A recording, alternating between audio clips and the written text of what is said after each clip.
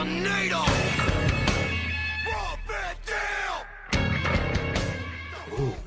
What is up, everybody? Jeez, it is Dominic D'Angelo of SEScoops.com. You see us here today on the Premier Streaming Network, potentially, if you're watching on Friday. But I am here. It is one of a kind with RVD. And guess who's here? Guess who is here? I can't believe it. It's RVD. Rob. What? What? You're here? Jeez. I love RVD. He's so effing cool. What about the Polish Prince? Do you like him? He's got potential. He's got potential, you think? Okay. Robbie V. Now, I heard good things about Robbie V, though. Matt Burr, not so much. He was a bit of a black sheep. Dude, I need like a action figure package with all these different shades of me. All the evolution of RVD. It's just I was an international patriot, flying tiger. Would the Battle Barbarian be in there too? Absolutely. Absolutely sweet. For sure. We gotta start. That's the one way we can start getting promotion going. Is that? Hey, we should bring photos of this stuff maybe for the show. You think so or no? Oh yeah, I agree. Yeah. Like if people are watching it, boom, put a photo up of the Battle Creek Barbarian.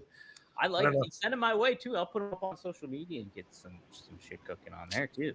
So we were just talking about trying to get some different things going to make the show interesting, and maybe doing more live, maybe regularly going live into the recorded episodes. So as always, listen to me tell you to comment below, ignore it, and go on about your day.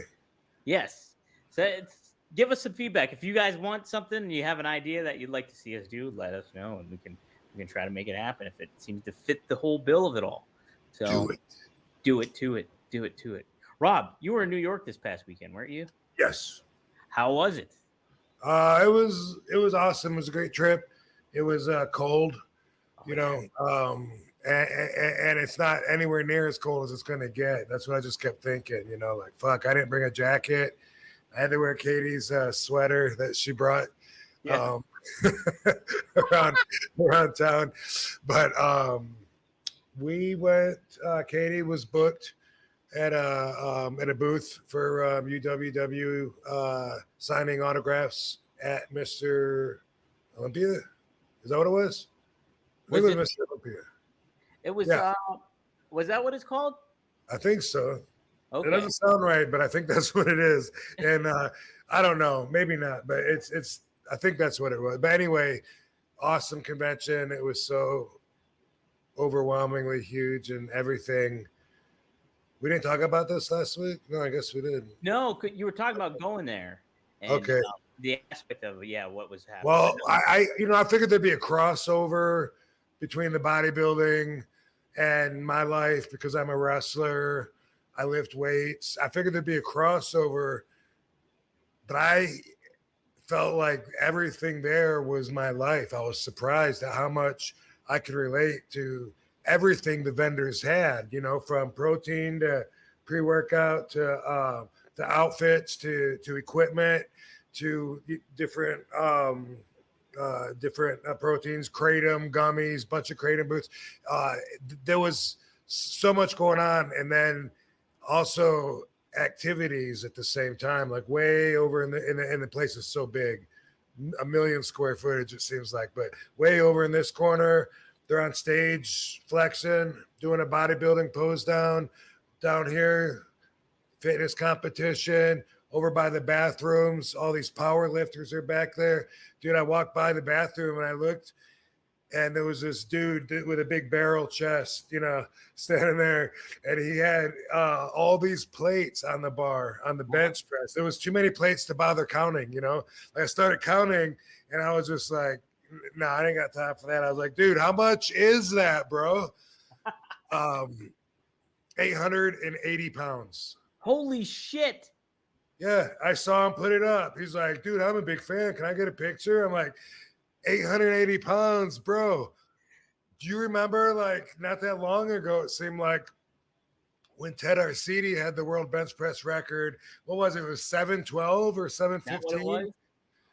Yeah, that was a world record, and Jesse Ventura was like I only helped 4 pounds worth. He still did 709. It's probably a horrible Jesse. I used to do Jesse better. That's Anyway, pretty good, though. That's still anyway, I was impressed. I saw him put it up. He came right back over to me. Can I get another picture? I don't think that one turned out. I was just like, dude, sure, man. What the fuck? You're a monster, bro. And he was so big that, you know, he didn't really have very far to go because his chest and everything. He's such a barrel. You know, it's a really short movement when you're that big. And holy fuck, I've never seen that many plates on a bar before. But overall, I can't wait to go back to the next one. That's awesome. So this was separate than what you were doing too. Katie was at a bodybuilding. Yeah, no, I was just there to hang out with her, I think. Oh, no, we did a convention. That's right. That was the weekend before. That's why I thought we talked about it, bro. Oh, okay. Yeah, we did. That's why, yeah, that was the weekend before we did. I went there. 11/11 was our anniversary. No, it was the same fucking. I'm confused as fuck now. I went there at the Olympia. That was in Orlando. Sorry, I get it now. It's starting to make sense now. That was in Orlando, and that was the week before. In New York, I was in a town I'd never heard of. I think called Bedford, New York. Yes, I think that sounds right. Actually, Kevin Nash was there too. Right? Brentwood sounds more. And anyway, it was the big event, which is at least annual. I think maybe semi-annual. Maybe they do it a couple times a year, but they moved locations from being down in by the I think it was by the JFK airport. They used to do in the movie Headstrong with RVD. I go to the big event, and you see me meeting all the wrestlers there. It was Bruno Sammartino's very last public appearance. No shit. Bobby Heenan's in there, one of his last appearances. King Kong Bundy is in there. I'm really glad that I got that footage in Headstrong. It's a really emotional part of the movie, especially by the way Joe Clark made it slow-mo and put this piano music. It kind of it makes it really emotional. And also I saw Pat Tanaka, who I hadn't seen since I was probably like 21 or something. And again, this year at big event, I saw Pat Tanaka. Those are the only 2 times I've seen him in like 30 years. He must live in the area, huh, or somewhere on there. You know, maybe that is it. I was trying to figure that out, and I was like, I don't see him at all these conventions. Like, he must just have a guy that works at the big event that wants to book him, or what, you know? And I asked him, like, are you, you know, do you do other cons? I don't ever see you. And he was like, bro, I'm done. And I was like, oh, I know what you mean, man. I go through this. He goes, no, I'm done. I'm like, okay, well, good seeing you. All right, Pat. Talk to you later. Yeah. But traveling is a motherfucker, and I go through my own, I don't know if I want to call them neurotic episodes. Like every time I travel, I still go through all these cycles in my head of not wanting to go to work, not wanting to, but I kind of do the same thing almost with any appointment. Why did I take this booking, you know? And I have a hard time just even like getting out of my comfort zone. And that's something that, I don't know if it's a good thing or a bad thing that I could be so comfortable. I worked so hard to be so comfortable, but now it is hard to break out of it. And then, and I do that every day, you know, before my matches too.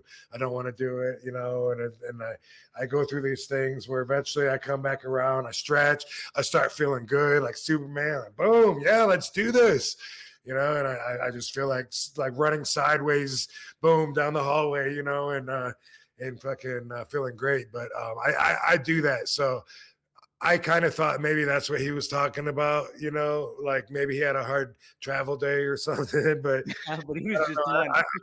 I might not see Pat Tanaka again. That's what I'm thinking. You just might be done.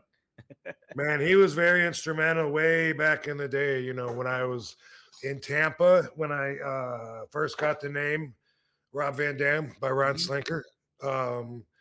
Pat Tanaka was one of the, for a minute there, he was the booker at the Sportatorium in Tampa.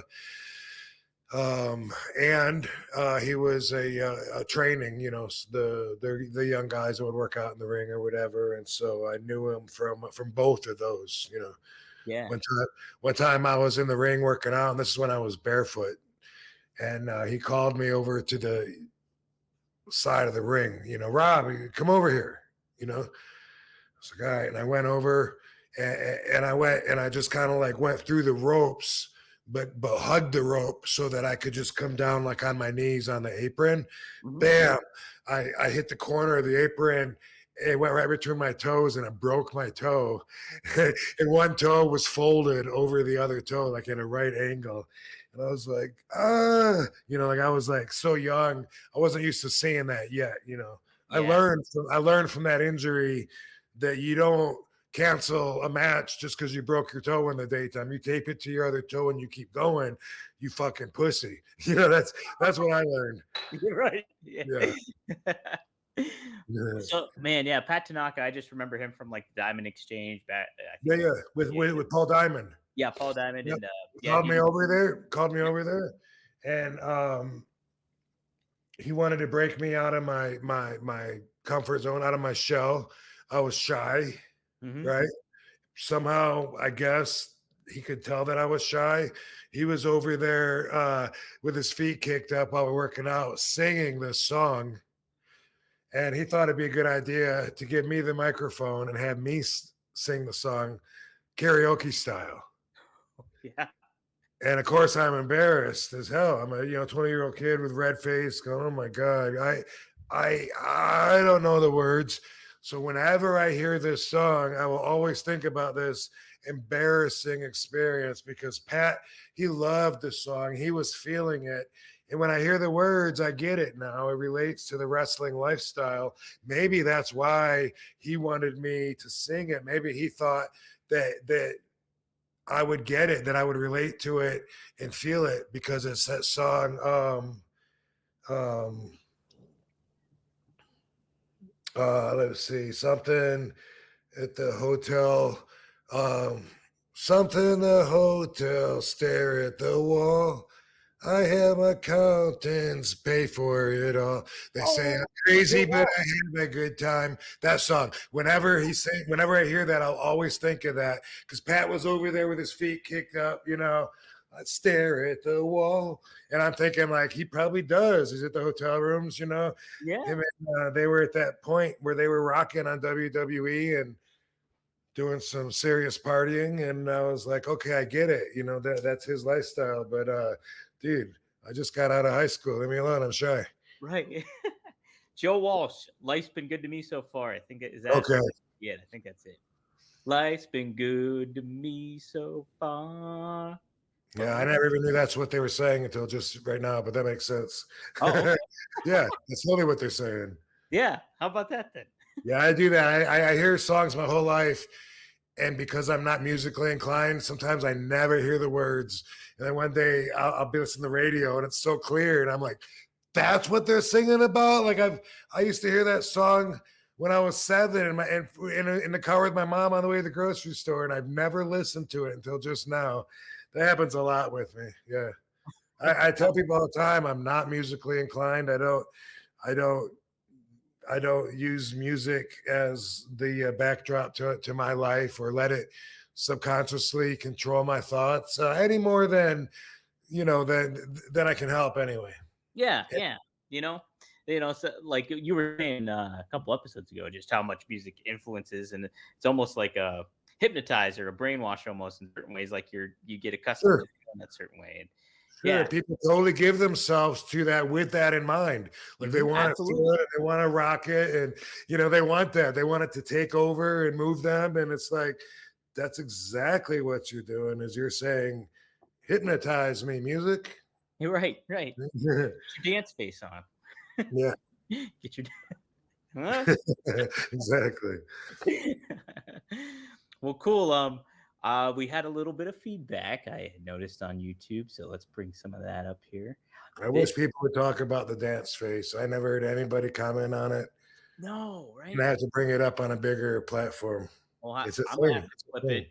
I'm gonna clip it again and put it up on YouTube. All right.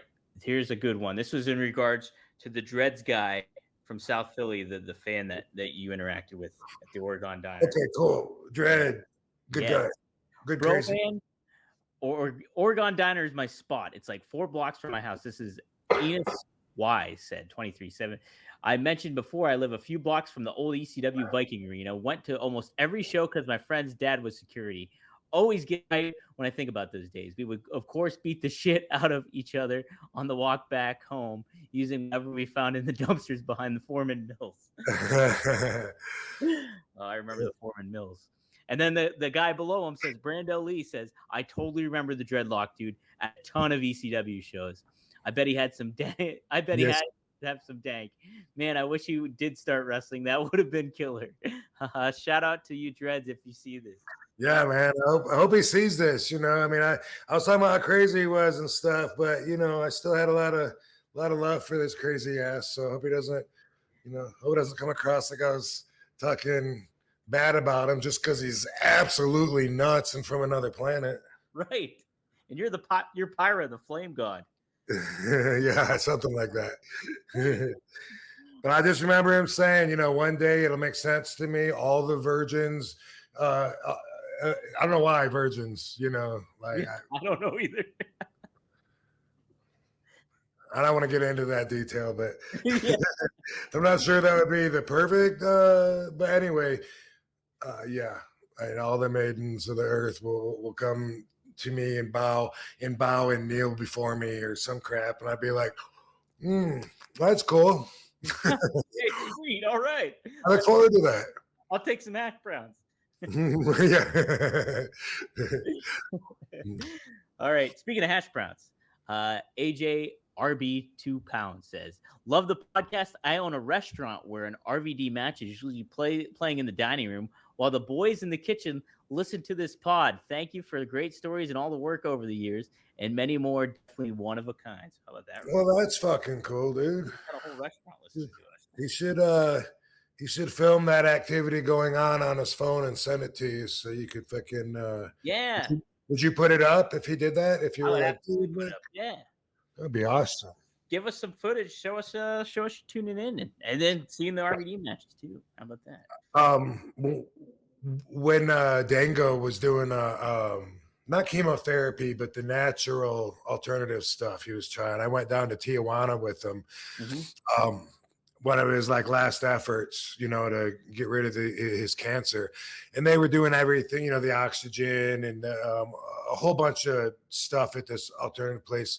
But anyway, I had to leave him be for a while for a treatment, and I just walked a couple blocks and thought, you know, there was this bar sitting there in Tijuana, and I went in there and said, I'll go in and have a drink. Maybe I ate. I think I ate and maybe I had a beer. I did both. But anyway, I totally did. I remember now.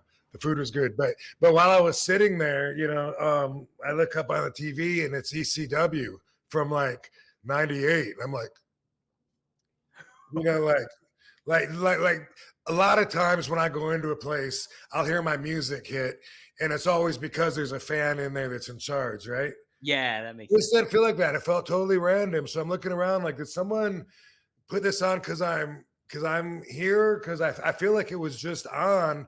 They happened to be watching ECW from like, my God, what year was this? This was 2018 ish, and they're watching something that's like 20 years old, and then boom, I come up on TV and I'm looking around and nobody knows, and I was just like, this is like totally just the universe syncing this up for me. Because there's not one person looking at me anywhere, and there I am, Sabu and RVD wrestling the Dudleys right on the TV for me, you know, and that's pretty cool. Sometimes shit like that happens. No doubt. It showed a good reason why you were there too, you know, everything.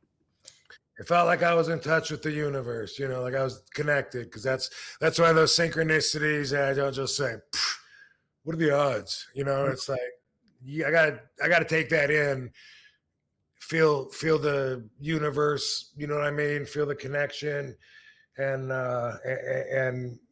get that assurance that I'm on the right path. That's how I take that. Oh, 100%. That's very cool. Yeah.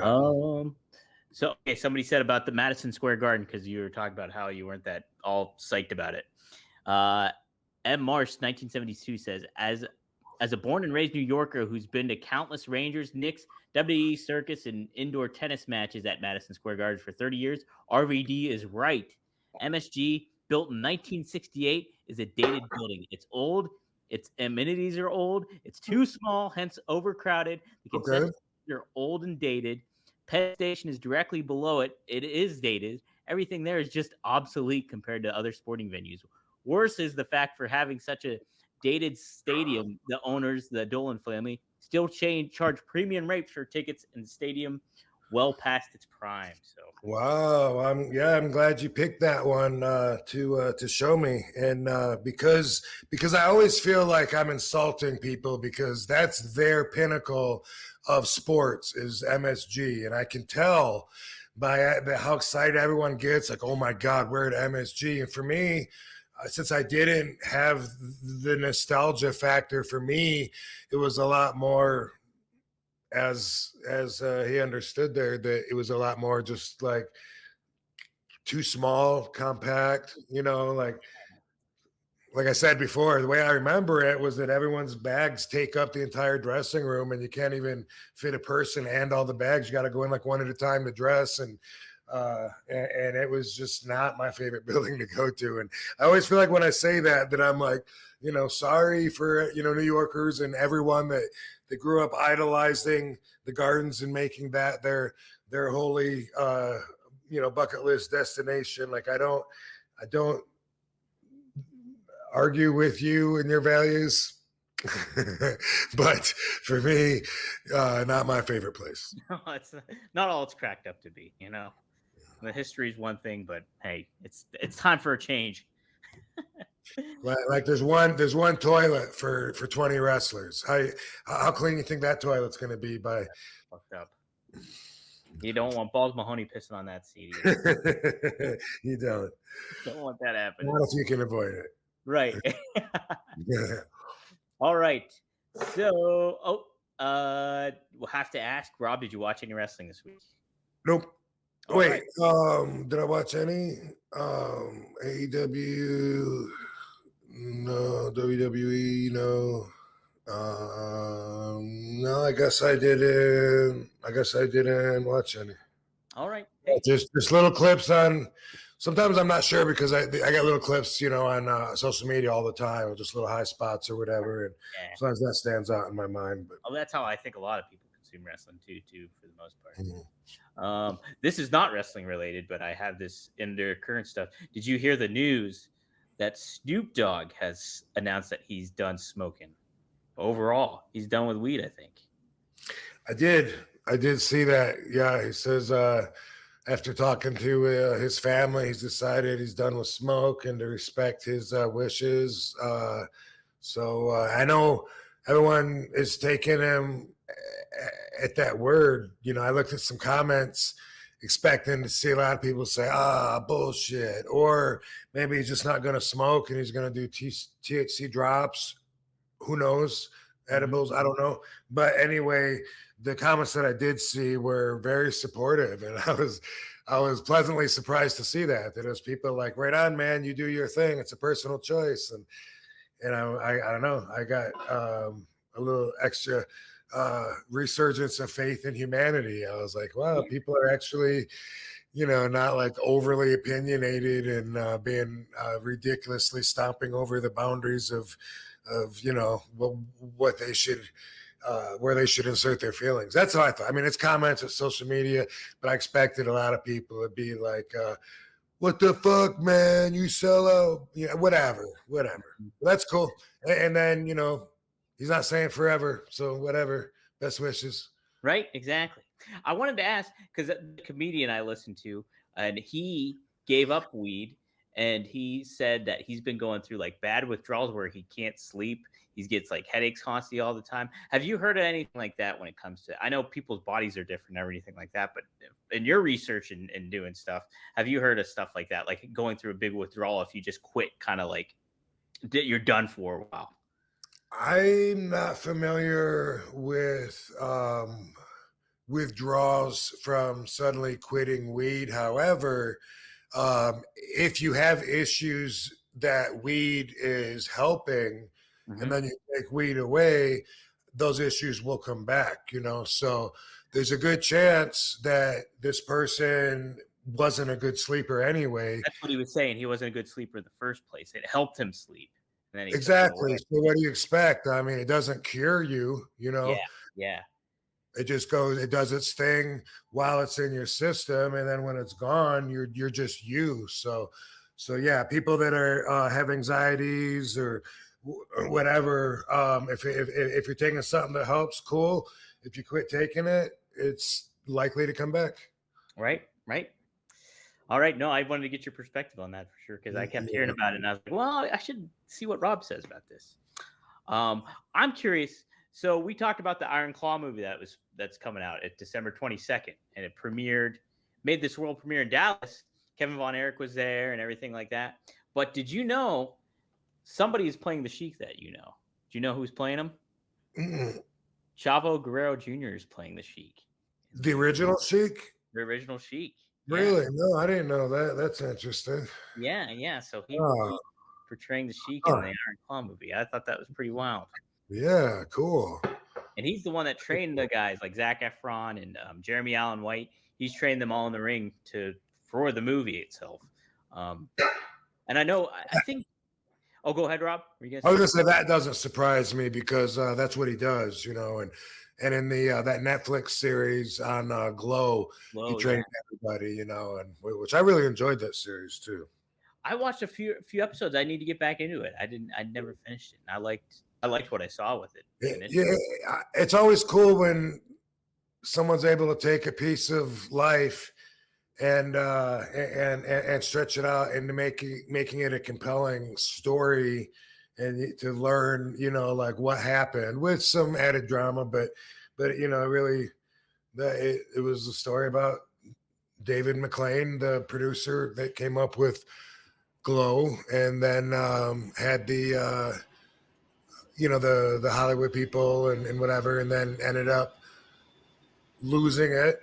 And then he started WoW, which I don't think they cover in the thing, but he's running WoW right now, and he's trying to do the same thing, and always has. But anyway, it was just really, I thought it was really well told and made you invest your emotions into the characters and shit. Yeah, nice. Did you happen to see the trailer yet for Iron Claw? Nah, I don't think so, no. Okay. I need to. It's yeah. really good. It's really good. Cool. I'll send it to you or something if I remember. Okay, yeah, I forgot about it. But yeah, I thought that was. I didn't even know he was. I knew he was training the actors but I didn't know he was in the movie. And when I heard he was playing the Sheik, I was like, oh damn, that's awesome. Yeah, so that's pretty cool. Yeah. The only other thing I wanted to bring up, I mentioned it last week to you. Hook was tagging with Orange Cassidy, and on Dynamite instead of you, he lost. He lost, Rob. Didn't pan out for him. So Hook and Orange. Hook and Orange lost. Hook took the pin too. He got the pin. Damn it. Yeah. Well, it goes to show you not everyone's expendable and replaceable. That's right. We need Choke and Smoke. We need Choke and Smoke together. Right. Yeah. All right. Well, yeah, that was it. What I was going to do this week again was kind of akin to what we did last week. Last week, if you guys didn't tune in, we covered 25 years ago, November to Remember, 1998, and all the things that surrounded that.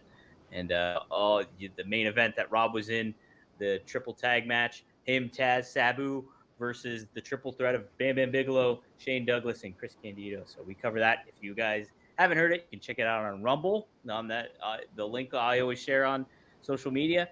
You can check it out on Premiere, and you can check it out on Rob's YouTube. So take a gander if you haven't seen that yet. But what we're going to do this week, we're just going back 20 years instead of 25. We're going to take a look at 2003 and Survivor Series, all that surrounded around that time.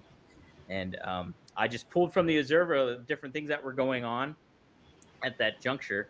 And one of the most interesting things at the end of October leading into November was Stu Hart passed away, actually. He was 88 years old when it happened, born in 1915, and yeah, died. It was, I believe, I can't find it here, but I know he was 88. Rob, did you have any interactions with Stu at all ever? Mm-hmm. Yeah. Yes, I did. Isn't that amazing? Like 1915, he's born like you know, after the turn of the century, like How crazy is that? before prohibition, alcohol prohibition. Hmm? My my grandfather, who's not alive, was born in 1903, and I just think that's like when everybody was coming across to the country at the turn of the century, immigrants. Um, and apparently, my grandpa was already born here, which people would assume he came over, but I guess his parents came over. But anyway, that was just so long ago. It's crazy to think, alcohol prohibition. When you think about it, it seems so long ago, and it was 100 years ago. But 100 years, really, generationally, when you look at it like that, boom, it's so quick. It is so quick. So quick. I met Stu at the Terry Funk Ranch, I believe. Oh, okay. Yeah. Yeah, and just like everyone had warned me, when I met him and shook his hand, he put my thumb in a thumb lock. Everyone told me he was going to do that. Watch out, he's going to shoot on you, and so I was expecting it, but he did it anyway. I let him do it. Yeah. Well, cool. Yeah, he was known to be kind of well, like in his older age and stuff like that. They said he was hard of hearing and kind of thing, but very stoic all the time too. Brett made mention of him being like a stoic person and stuff like that. They said a big part of it was his down, like obviously. I'm a big fan of stoicism, by the way. Yeah, stoicism. Right. So, but apparently losing Owen was a big part of like just him kind of going downhill a little bit too, because he constantly kept in touch with Owen, and Owen would always prank him on the phone, like pretending to be people and stuff like that. So like they had a pretty good relationship.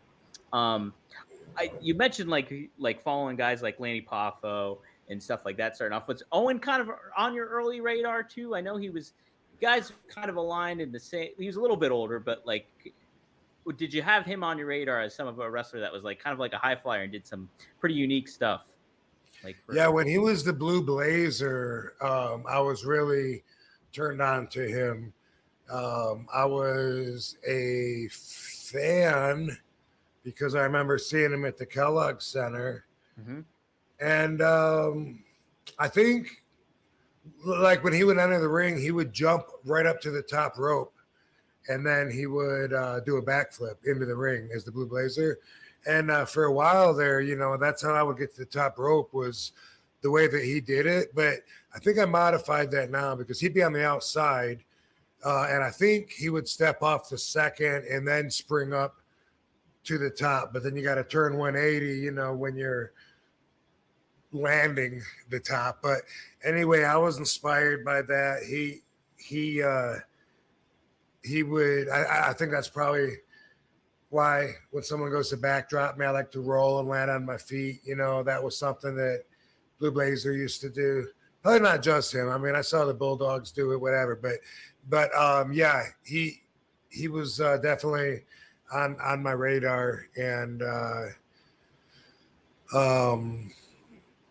when I did the invasion on Raw in '97, when I was there as Mr. Monday Night, and I wrestled Jeff Hardy and Too Cold Scorpio and teamed with Jerry Lawler during that run.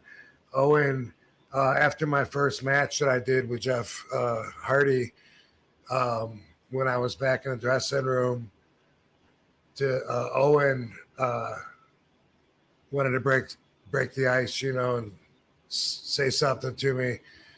And he said, I like it when Rob's here. He had one match. I got 5 new moves. That's great. Yeah. It's cool. It's cool to think of him saying that now and thinking about how he inspired me to come up with different moves, Yeah. Yeah. All cross propagates there or pollinates. Pretty sweet.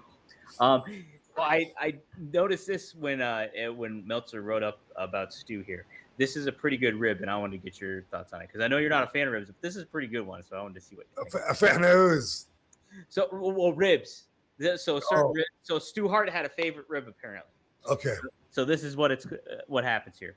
Stu's favorite rib was what became known as Mabel parties. They would do this to the new guys. This is up in Calgary, obviously.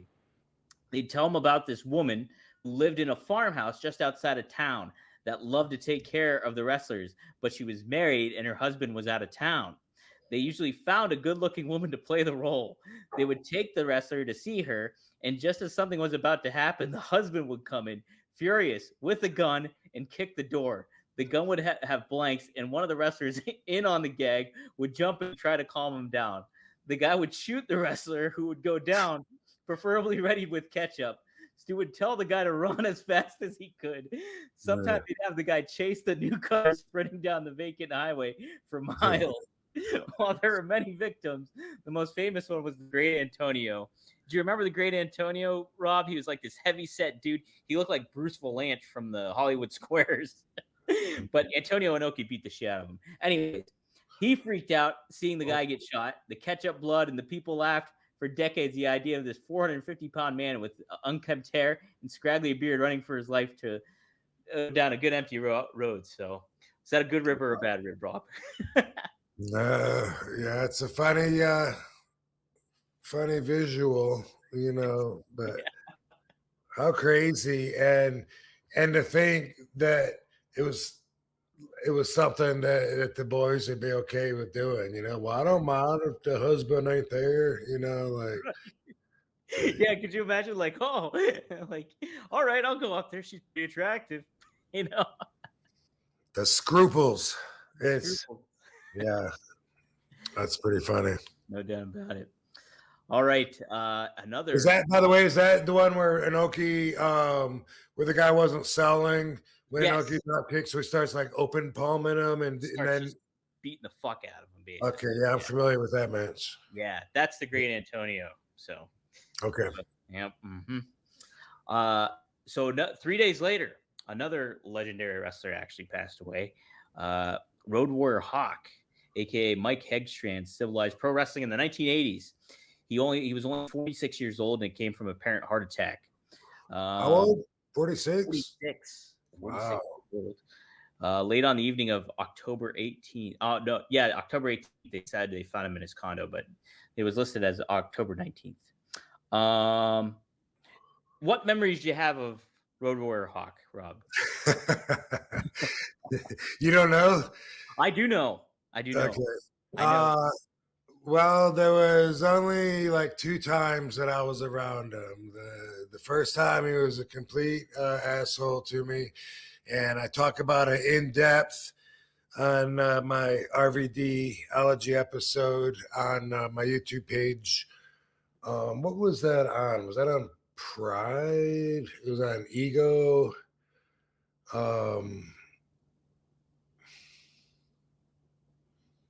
I remember there was the one job guy that was a real asshole to you. You mentioned in one of the videos. Well, this we were in Aruba. I mean, fuck, I might as well tell the story real quick. That's if we got nothing else on this show, at least we got RVD stories that no one knows about. So anyway, this is 95, I do believe, in Aruba. Aruba, Bonaire, Carousel, 3 islands. Eddie Mansfield booked this trip. I'm so happy to, I'm in 24 and I'm so happy. This is like a dream booking for me to go to the ABC Islands. And one of the guys, Austin Idol, didn't show up or canceled or whatever, backed out, whatever. So now I'm working twice a night, but I'm getting paid more. So that's extra cool for me. And we had the first night in Aruba. And I wrestled. Me and Marty Jannetty tag team, and Marty does not remember this match. No, he does not remember ever tagging with me. But we did this in Aruba, and it was against the Mongolian Stomper and somebody. And I'm not I'm not sure who the other person was. But damn, it might have been Newcastle Bob. But these are IWF wrestlers. Okay. And then from Universal Studios. Yeah. But then I come back and I wrestle Dick Slater later in the card to take Austin Idol his place. Yeah. And anyway, first night, the ring was the shits. So right off the bat, everyone's like, dude, let's go down to the floor. And we just dove out and we're fighting on the parking lot, you know. Not a huge crowd like we were told was going to be there. But, you know, there was some people there for an indie show. Boom, it was awesome. I was snorkeling, having the best time ever. We go to the second island, Bonaire, and they got these little ass airplanes that fit like 4 people, and they got a shuttle back and forth to get us. Bumpiest ride ever. If you're scared of flying, this is not for you. I mean, it was all over. And anyway, I didn't mind. I was still happy. You know, I skydived a few years before that, and you know, didn't even I don't think it even changed my heart rate, to be honest with you, when I skydived. But anyway, we went to Bonaire, and then when they brought Hawk over, he was complaining so much. And I'm not, you know, I'm not judging him, but all he did was complain. He had a horrible time there. He hated the airplane. You know, he hated everything about being there. He and whoever else was in power, which would have been Brutus Beefcake. I think that was the main event. Maybe they canceled the second show. They were like, no, we're not even going to go because promises are made, whatever. I was still getting paid. I was snorkeling. The water, everything was so great. Coral Reef, had a great time. On the third day, and we didn't do the show, obviously, you know. But at the very last day, everyone's in the hotel bar, you know, and there was a girl that was the local promoter that apparently Hawk had blamed her and the promoters for promising the world and then delivering, you know, a couple of rocks. Not the experience that I had, though. So, you know, when I saw her, I came into the bar and I saw her, you know, I was like, hey, you know, and I'm hugging her and you know, hey, and shaking the hand of the dude next to her. Hey, dude, yeah, thank you for the tour, you know, and I'm drinking a beer. And all of a sudden, you know, I look over and Hawk's just eyeballing me. And he cut this biggest promo on me. You remind me of every fucking rat that I've ever fucked on the road. Are you fucking serious? You're never going to make it in this business. One of those nights, you know? He was like, get the hell out of my bar. And I'm like, you serious? You want me to leave? He's like, I'm fucking serious. Get out of here, right? And I, you know, and of course, in my mind, I'm thinking like, can I take this guy? You know what I mean? Yeah, like, yeah. You're like, ah. In my mind, you know, I'm thinking like, you know, what should I do? You know, I got my pride, my ego. Plus, you know, at that time I was still a punk, you know, thinking I was indestructible anyway, you know, really, but it wasn't, but I was, you know, it wasn't something I was going to jump at the opportunity to fight him, you know, and I'm looking at the other guys and shit, you know, and I decided, you know, whatever, dude. And I started shaking the wrestler's hand really slow, drinking. I went over to the next guy. I'm shaking his hand, you know. And if I remember right, but it was so long ago, it's possible my brain added this part, but I think he pushed me in my back. I remember like turning around and looking at him. In my mind, I'm already planning what I'm going to do if I'm going to do something, you know, step behind sidekick. I connect with him in his face. There's no way, I don't care how big he is, that he's not going to sell the fuck out of it. I got a sweet, strong step behind sidekick with all my ass and momentum and weight going into it. Should I do it? You know, like now would be the time, you know, should I do that? And then what are the consequences, you know? Then what? Then we're fighting. And then what? You know, how's that going to turn out? You know, and then is it worth it? So, you know, and all this going on, you know, my pride is like, do I swallow my pride? because that's what it would take if I can turn around and walk out right now. Right. Yeah. But a 24-year-old walking away from Road Warrior Hawk, I mean, how much shame is there in that? At the same time, you know, I think maybe, nah, you know, fuck it. So I left. Mm-hmm. And I went to my room. A couple of the other guys ended up coming up to my room. We smoked, drank. They were like, yeah, Hawk's just fucked up and drunk. Whatever. You know, the next day on the way to the airport, when we're all riding together, he acted like it never even happened, didn't mention it, was fine with everything. Like, you know, like maybe he didn't even remember it. I don't know. But I never saw him again until me and Kane were tagging in WWE, and we're wrestling Hawk and Animal. And at this time, I was like, okay, you know, let's see if he's gonna be an asshole today. Because by this time, you know, despite what a lot of the listeners think, you know, at 30, I'm way tougher than 20. At 40, I could kick way more ass than 30. I've just learned so much more. And anyway, my mind now is I'm not that kid. Yeah. And I'm in a fucking great position right now in WWE. I've been here for a few years. I'm over as fuck. He's here looking for a job. Yeah, that's right. Let me see. Let's go talk to him, you know, and see what the fuck's up. Because, hey, I got my memories. You know, that's all I got to judge him by. Went over, and when we talked to him, boom, it was just like, you know, it can never happen. Like he was humble. You know, he was like, he totally wasn't faking about that night.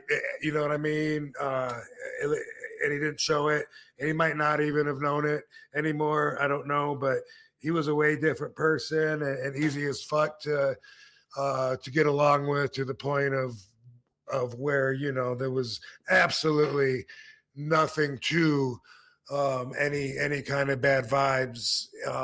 You know, if I remember right, I think he fucked up a little bit, like no sold the finish and stood up or something weird at the end of the match, you know, and they never brought him back again. Yeah. Well, I have the last minute of the clip actually on here. So of you, and it all took place in Philadelphia too, Rob. So how about that? Oh, no shit. Yeah, I probably felt extra tough in Philly too, you know, like, all right, motherfucker from my past. From my past, bully ass bitch.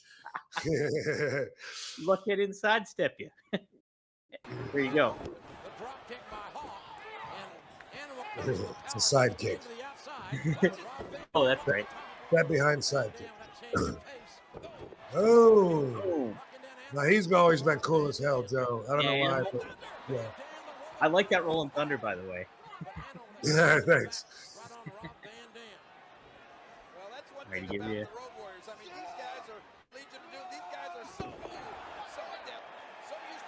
All right, they're going up here, Rob.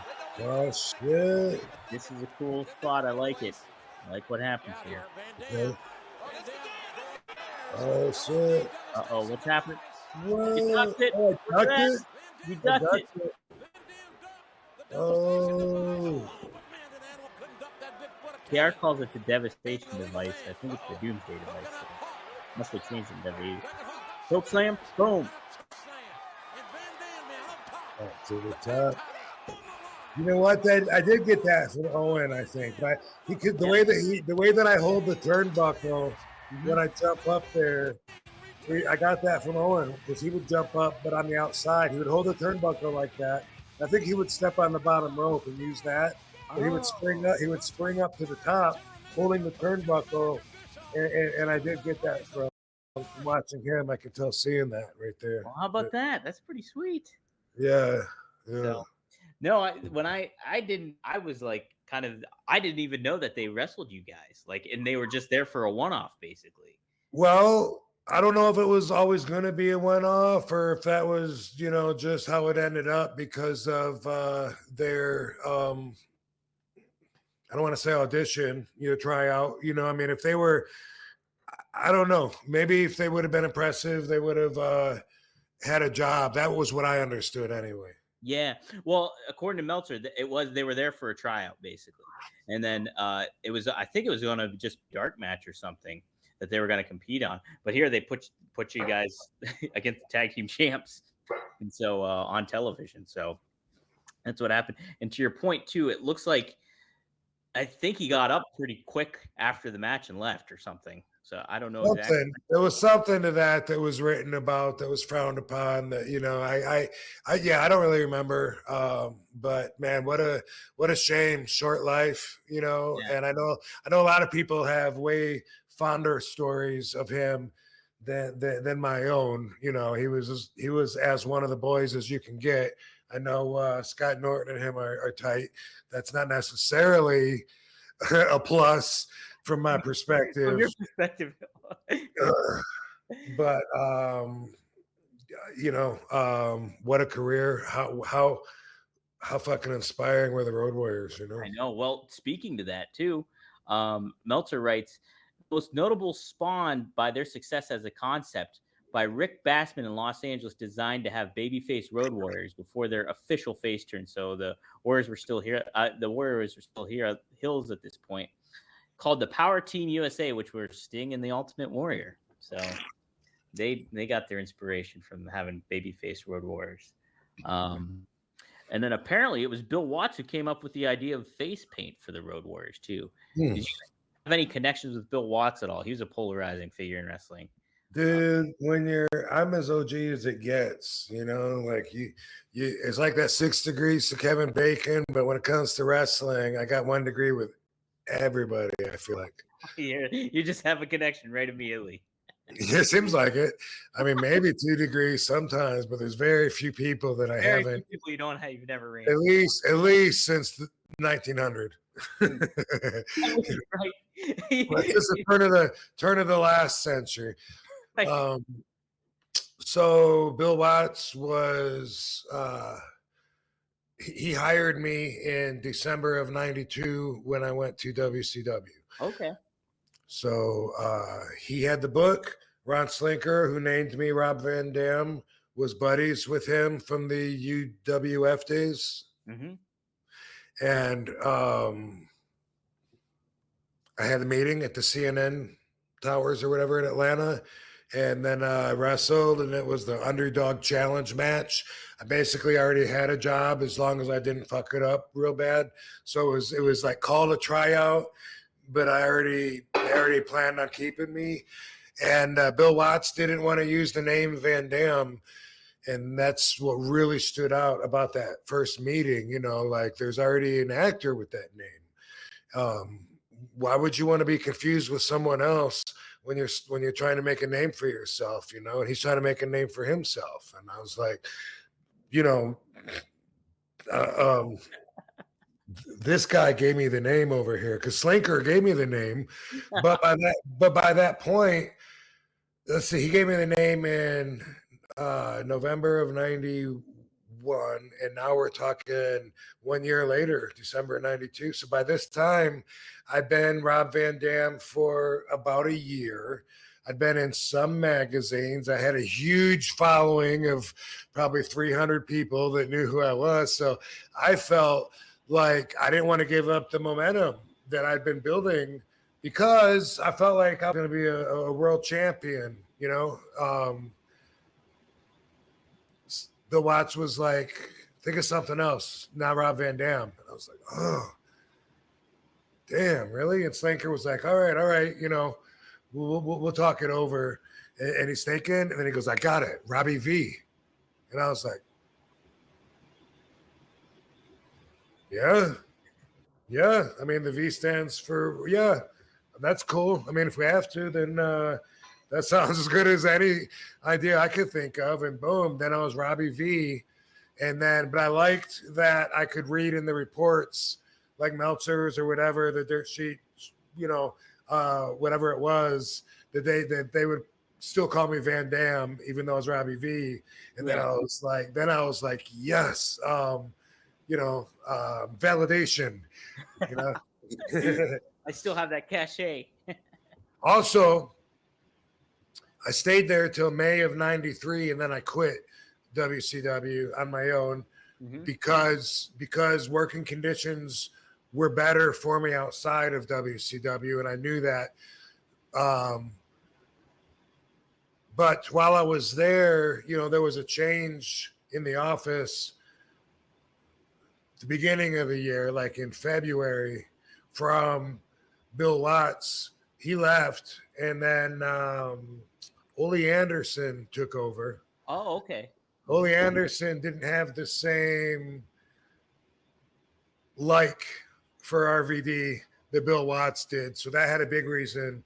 That was a lot of why I ended up leaving. I found myself lost in the shuffle there, only used for dark matches or giving tryouts. And I was only getting $100 anyway, and had to pay for the car and the hotel. And anyway, it was just like, it was a good decision for me to leave. But what I wanted to say, the other thing about Bill Watts that I associate him with, that I always will, besides hiring me, having me change my name from Rob Van Dam to Robbie V, also something that was a pretty significant part of my career to talk about, because it was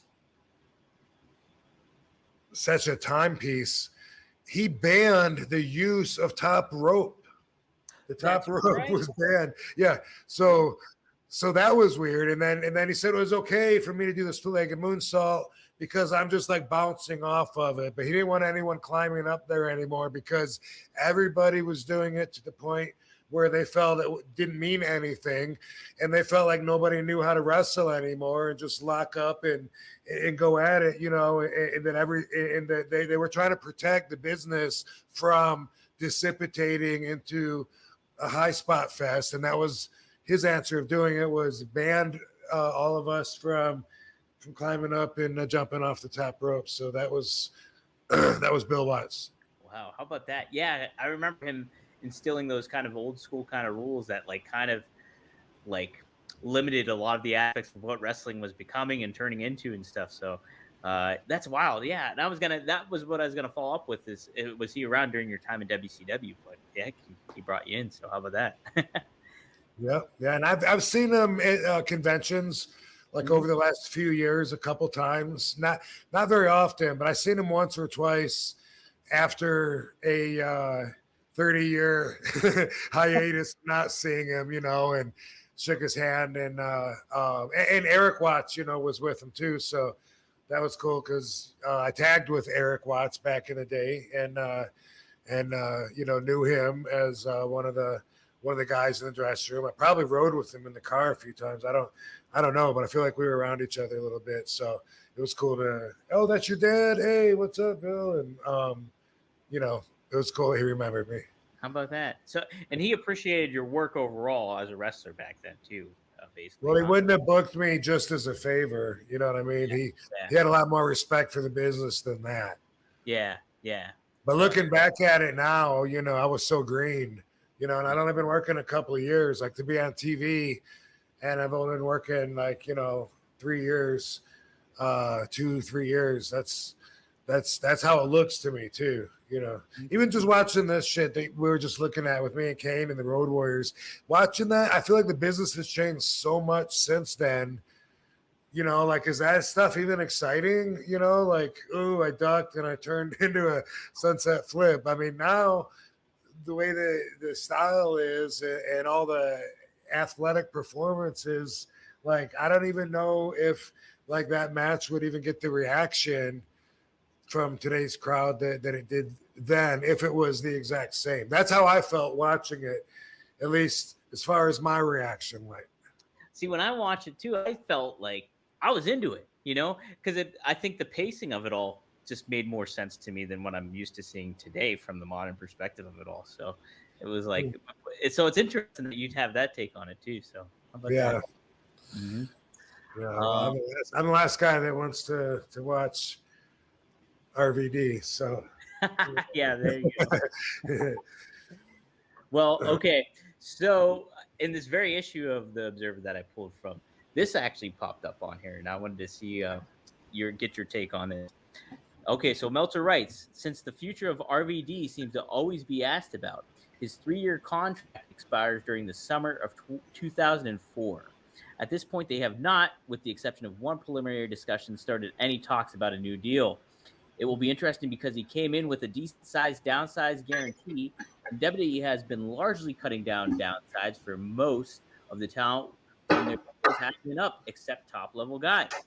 Van Dam himself over the weekend said he has not even started any real talks of renegotiations, other than that he's been alerted by the office, even though his deal isn't up soon, that they should start talking about a renewal. Do you remember any contract track discussions at this time? Does that stuff stand out to you, like that you retain or anything like that?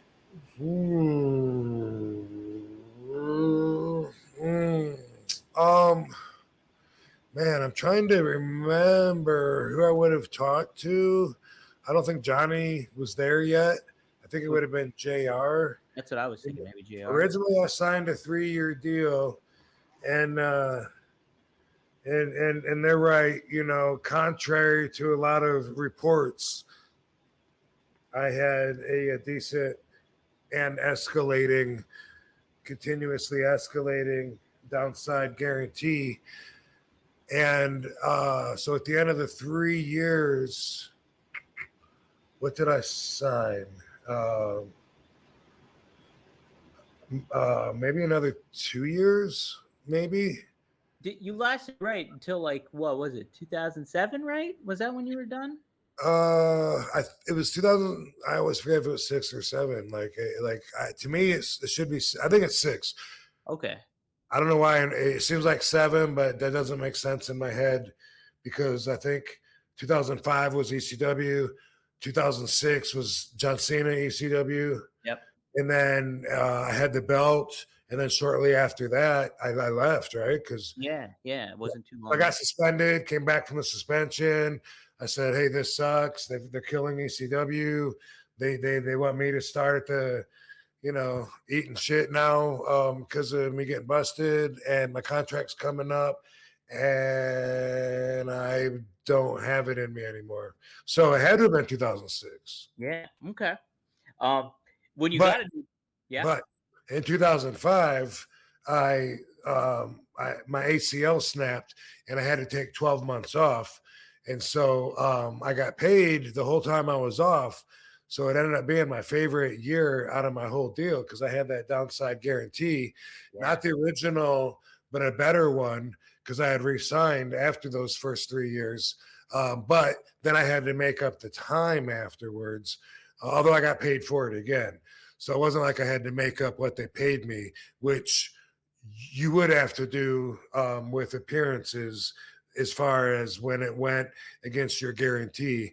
But anyway, having said all that, 2001, a 3-year deal. So then in 2004, it was probably a 2-year deal. Maybe it was a 1-year deal, and then it just got extended because of my injury. Obviously, I don't remember exactly, but I just remember when I left, talking to Johnny and them really wanting me to stay, trying to talk me into staying within reason, not giving me everything I want, but trying to talk me into not leaving after that Randy Orton concussion match that I had, and I walked off into the sunset, and I never wanted to go back to full-time ever again. Yeah. But I remember those contract talks. I don't remember the 2004 ones. Okay. You did get a good downside guaranteed, I imagine, on the second re-signing, though, huh? Well, I mean, it was worth it, or I wouldn't have done it. But I mean, it's not. Sure. There's nothing to brag about in the entertainment business, anything like that. Yeah. Or even in the wrestling business, it wasn't like, like he was taking care of me like I'm Brock, or it wasn't like that, Something. Yeah. But they were interested in me. They wanted to keep me. They kept it on an escalating foundation to offer, an increasing incentive, that kind of thing. Yeah, definitely. You want to give your guys incentive like that. Okay, so apparently too, this is also in the very same newsletter. You did an interview that said Van Dam this is what Meltzer writes. Van Dam continued to not toe the party line during an interview over the weekend on Get in the Ring. On Get in the Ring radio show. When bringing up the Intercontinental title, he didn't act like he was that excited. He said, "For the most part, I don't care. I've had the Intercontinental belt I don't know how many times. I read somewhere I beat Benoit for it 3 times. I don't even know if that's true. If it is, I must have had it 5 times." And then you said, "I think the real number is 4. And the fact I don't know for sure tells you something, because in the days when the belt meant something, everyone could have off the top of their heads given the correct number." This is quite the push away from like your ECW TV title reign, where you held it for how long. And so you like, it makes sense though. Like, that's a lot of times. And like, when you hold the any belt for that many times, it seems like it kind of does lessen the value. It's a different way of how they handled it around the time. So many hot potato with the belts, basically. Well, without saying whether I was right or wrong, that wasn't very professional like of me to say, as far as like like now I think about like helping promote, like even if someone books me a wrestling company and then afterwards, if I see their posters online for other shows and I'm not on them, boom, I'll still like share them or like them or whatever. And I feel like that's like me being professional, and like they should get that for working with me and stuff. And likewise, I feel like working with WWE, if you're out doing interviews and stuff or whatever, then you should be like pro company. But for me, I've always just wanted to keep it so real that I think sometimes that might have taken over. When looking back, I might not have made the same decision. You know what I mean? Yeah. Mm-hmm. You definitely like kind of think about it from a different perspective when it comes. Without saying if I'm right or wrong about the belt, I mean, like, and I obviously. Probably, I think I felt like they didn't know what to do with me either. I felt like they didn't know what to do to capitalize on how over I was. And I felt like Paul knew, but they didn't want to listen to him. And that was kind of what I remember my mindset being like, which, really looking at it now, like it takes an ego but I did, I was over, I was gonna say it takes a big ego to think they're just not using me right. Like I could make them so much money. Like that takes a big ego to think that. But I'm just saying, I saw all the RVD signs and people that had signs that said, I paid to see RVD, and I connected with all of those fans and got the loudest pops. And because of these kinds of reasons, I often felt like they were confused because they didn't think that I should work as far as my formula. You know what I mean? Yeah, think everything about me, they didn't think that should work because that's not the traditional wrestling. They went, Dom, I'm gonna rip your eyes out. You're dead. Yeah, dude, you got so many people like that, and now.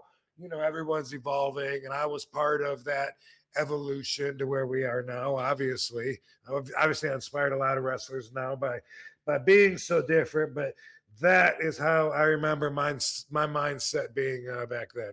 Yeah, and I was actually going to ask you that later on too, where your head was kind of at this time, because you're winning the Intercontinental belt. You're still in the mix as like one of the high profile stars, but they're kind of looking at like John Cena's on the rise at this juncture. Then you have Randy Orton coming up, and the evolution is all there. So there's all these different elements coming into play. And that's kind of what I was going to follow up with, is like where your head was at overall at this juncture. So, yeah, man, I remember just like trying to tread those waters there.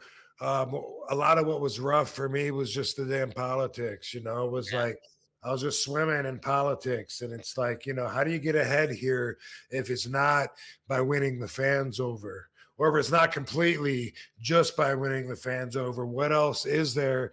And is that something that I can do or that I want to do? And who else is doing it? And is that how they're getting ahead of me? And man, just like all of that going on was it just felt like so competitive that it was hard to even be happy for everybody else. It felt so much, like that should be me, because you were promised that, and then they gave it to someone else. That's why you feel that way. But I think every wrestler pretty much has to relate to that kind of feeling, especially when they go through the big show like that. And I'm glad that right now I'm not still in that state of mind. I had to get out of it when I had to get out of it. But, right now I'm glad that I have the foresight to be able to think bigger and talk about it and understand a bigger perspective now, because that's important. That shows growth, Yeah. Also in this interview, he said he's gotten a rep for not being good on interviews, but it's because all the writers script him to do is cool, so people think he can't talk. He complained about constantly being told to tone it down to avoid an injury, but he hasn't gotten seriously hurt. He also said he's never gotten any heat in WWE for any of his interviews. Yeah, so they scripted you to say like stuff like cool and dude and stuff like that. That had to be kind of frustrating, I'm sure. I mean, I could have taken more control if I would have had ideas, if I would have been inspired to look at their script and then make it my own.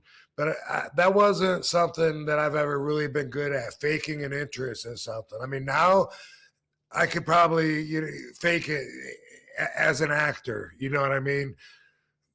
But back then it was more like I was myself. And so like if I really was telling everybody that this match that I have with Christian on Saturday means more to me than anything in my whole life, I'm going to be laughing at myself and feeling like I'm making myself into an asshole.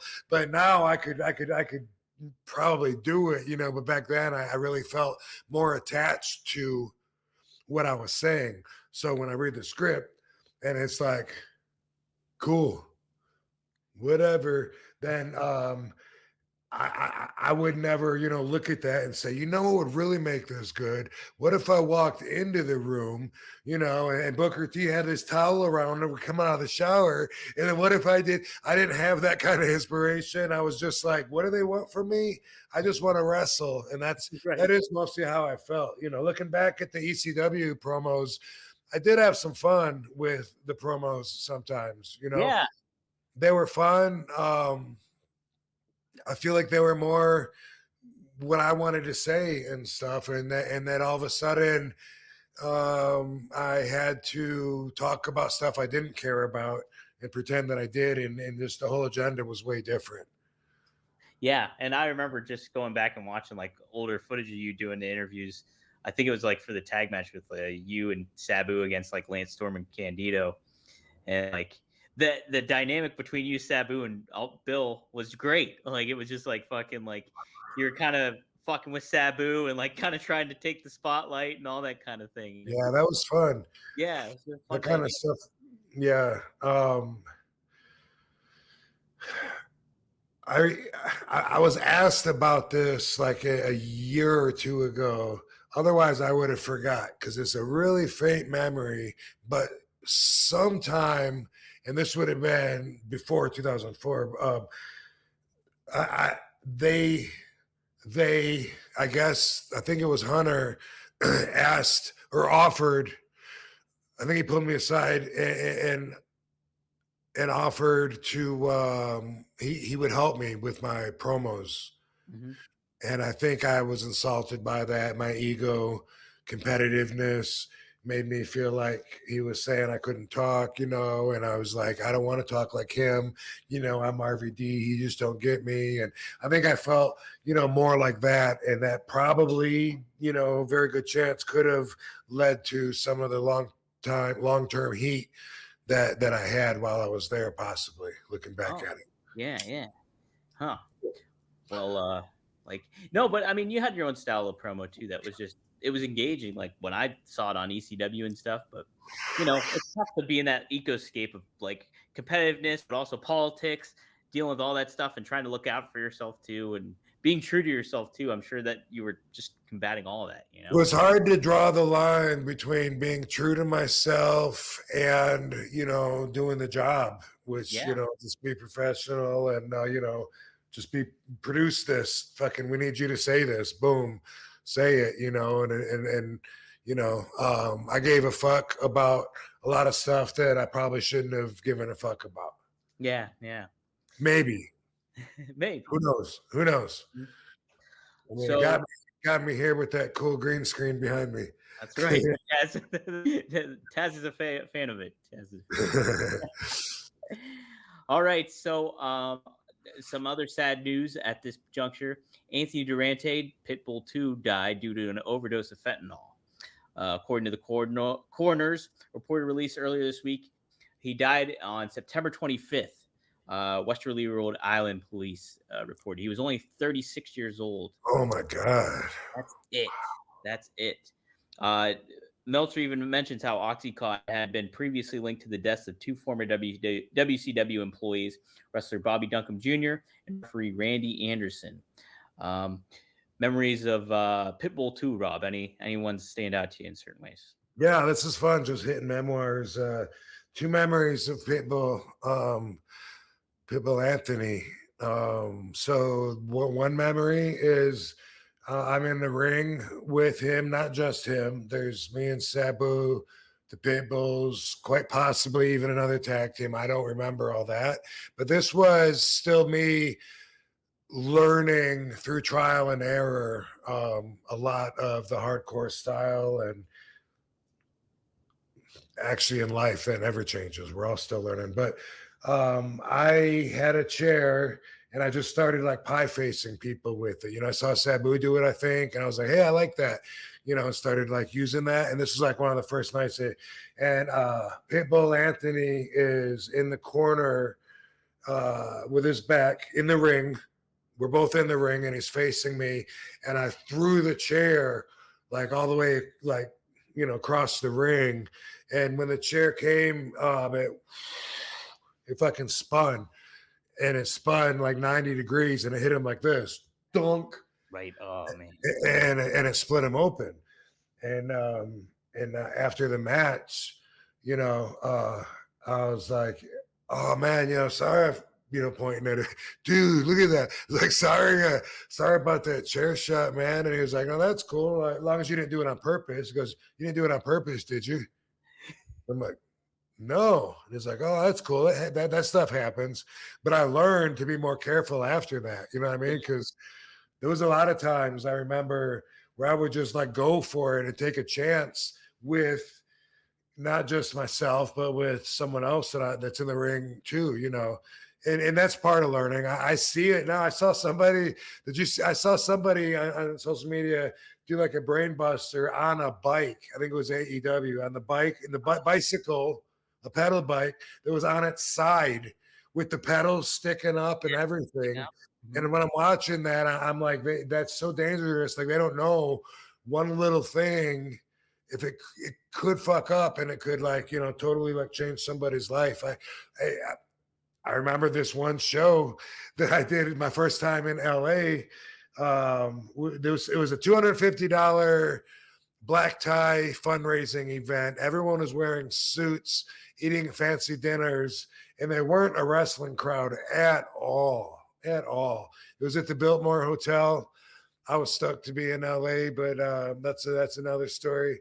But at the show, they came up to me and Mustafa because we were wrestling, and they said, the show is they're not really buying the show that much, and we want to put you on earlier, if you can go out there and wake everybody up or whatever. So we went out there, and looking back at it, I was so not careful because I would pick Mustafa up and I would body slam him on a table with glasses, upright, wine glasses, plates and forks and knives and everything. Bam. And looking back at it, like, man, if a glass would have just sliced off and cut through an artery or something, it would have been all over. And looking back at that, I still kind of cringe when I think about that match we had. But we did wake the motherfuckers up. There you go. But we did get him up. We got him going. Mission accomplished. You know? Yeah, right. Everybody was okay. Another wrestler, passed away too at this juncture. November 6, 2003, Crash Holly. The other Pitbull Anthony story is he's the first wrestler. He gave me my first pain pill that I ever wrestled on. Oh, really? Oh. Yep, I had hyperextended my knee the night before in a match with Chris Jericho at the Lulu Temple in Jefferson Township, whatever. Yeah. And I was like limping, and I was concerned because I didn't want anyone to know I was hurt. This was a big match. You know, we've been building up for 3 weeks since the last one, Hostile City Showdown. This is the night that the ring kept falling apart. Oh, shit. And they kept putting it back together. It's like 1 a.m. We're getting ready to go out there. It fell apart. They got Kimona Wanalea dancing to try to entertain the crowd. This made footage that they used forever and ever of this night. And they offered everybody their money back if they wanted to go home, or they could wait for our match. I didn't want to go limping out there and show up, like is half of what they expected. And Pitbull Anthony was just like, here, bro, no, just take this. You'll be fine. And I was like, will I be able to like wrestle on it? He's like, yeah, you'll be fine. And looking back at it, I was just so green. I'd never done that before. And, that became my routine for a while. And, it still is a concern with mine as far as like getting at my best, feeling at my best, whatever it is. But back then it was like the pill days, and we were handing around Somas, whatever, Halcyons, fucking pain pills. And then a bunch of my friends died, like the guy we're talking about. But that's another story. Is Pitbull Anthony gave me a 7.5 Vicodin that I wrestled on that night. And I came out there to the ring, and then Sabu drop kicked my leg, bam, right off the bat, and then I was limping. Holy shit. Jeez. Wow. I can't believe too. Jeez, when I was reading this, I was like, only 36. That's insane. Yeah. And I felt great with that pill too. Oh, geez. Yeah. Well, which is why people take them. Yeah, that makes sense then, especially. November 6, 2003, Crash Holly passed away, and Rob, he was only 32. So craziness. Did you have interactions with him? I knew he was kind of almost it. I was thinking about this. He's like the antithesis to you. You were the hardcore champion that kind of established the belt, where he was the 24/7 kind of champ. So very different realms of the hardcore title. But what was your interaction with Crash? Right. So when I first got to WWE in 2001, Crash was still there. Mm-hmm. Was he teaming with Bob Holly? Maybe. Yeah. Mm-hmm. Yeah, he would have been. Yeah, and then so I just remember him being around. I didn't like his hardcore title matches because I felt like they were making fun out of, which is fine. Even in ECW, there's fun on the show, But for me, I felt, as an artist, I would just do that so much different and make the hardcore serious. But he was always, a good guy and stuff. But I remember one time we're on the airplane, and he was in a no-selling kind of mood, Mm-hmm. Kurt Hennig was kind of annoying him. I think we just got on the plane and we're just boarding still and hadn't even left yet. But he's acting like he doesn't hear Kurt back there, mm-hmm. right? Yeah. And Kurt's going, I guess he called him Crash. What was his name? Mike. I think it was Mike. Okay, yeah. So he was Crash. And he's like, kind of like rolling his eyes, pretending that he doesn't hear him. And when you first get on, like all the overhead bins, the doors are still open, so you can put your bags in there. Yeah. And Crash, he goes, go up there in your bin. Go up there, Crash. Go up in the overhead bin, dude. Go up there. That's for you to lay down in. Go up there. And he's like trying to ignore him. And then finally, I could just tell that Crash said, okay, maybe if I sell this joke, he'll fucking shut up, you know? So he was like, okay. And he acted, you know, like he was going to climb in there. And then he just like sat back down with a straight look on his face, you know? And you know, I just seeing him do that, I was like, yeah, I feel his pain. Yeah, you're like, I can empathize, sympathize. Yeah. I get that. Oh man, yeah, he was a personality, that's for sure. It's a shame he died so young. You know, I'm sure he could have done a lot more too. Yeah. But all right, November 16th, 2003. That's when Survivor Series. Hey, wait a minute. Uh-huh. Today's November 16th, bro. Oh shit, it is. How about that? 20 years to the day, Rob. Snap. 20 years to the day. All I right. didn't connect. You did. Yes, sir. So how about that? All right. This So too. Team Bischoff, it was Randy Orton, Chris Jericho, Christian, Scott Steiner, and Mark Henry beat Team Austin, which was Shawn Michaels, Rob Van Dam, the Dudleys, those damn Dudleys, and Booker T. The match lasted 27 minutes and 27 seconds. Wow. This got a very good rating, Rob. I think Dave gave it 4.5 stars, apparently. He said, in hindsight, this should have been the last because so much time was devolved and nothing could follow Austin coming out. Because this was in Dallas, too, I believe. I think this match took place in Dallas. And the stipulation was if Team Austin lost, Austin would leave WWE. So he came out, got far the biggest reaction of the night. Now, Meltzer makes a note that says, Steiner did a band overhead belly-to-belly on Van Dam, and it was just a fraction away from being dangerous. Do you remember that at all? Like, did Steiner... No, all my bumps are dangerous. Come on. Come on now. All right. I used to tell people to purposely drop me on the back of my head and make my knees hit. Like when they would give me a German suplex or a back suplex release throw. I started doing that way early, though. Like in 93, I remember doing that in Japan. And eventually I learned to regret it. But I never let anybody know. I would just eat it, you know, because like Kabashi, he would pick me up and powerbomb me. Bam, you know, right on the back of my neck, and my knees would just bounce off the mat. I would never let them know they hurt me. But man, sometimes more than others, my back would be sore.